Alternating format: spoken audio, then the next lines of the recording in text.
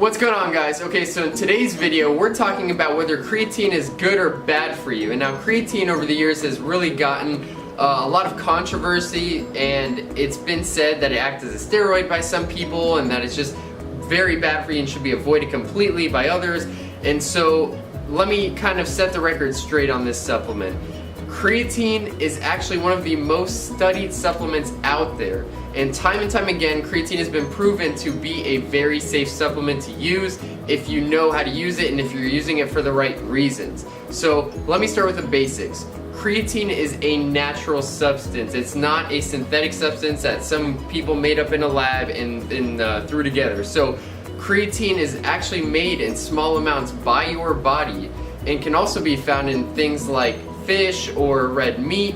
It's just not in very large quantities. So to put that in perspective for you, to get just 5 grams of pure creatine, you'd have to essentially eat 2 to 3 pounds of either raw red meat or fish. And so the amount of creatine you're getting from these natural sources is not very big, but it does still show that it is a natural source, and creatine comes from natural sources. So if you're actually looking to start creatine, there's a few ways that you can take it, but the way I always suggest is doing what's called a creatine load. And with that, you would go ahead and take anywhere between 15 to 20 grams of creatine for the first week, every single day.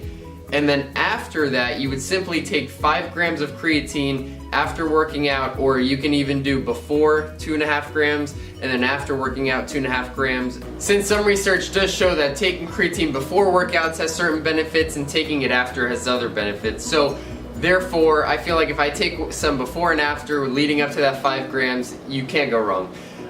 And so in regards to the benefits that creatine has, the main two are, one, that creatine pulls water into the muscles, and so the more water you're pulling into the muscles, the less they fatigue, or the slower they fatigue essentially, because they're getting more nutrients fed to them.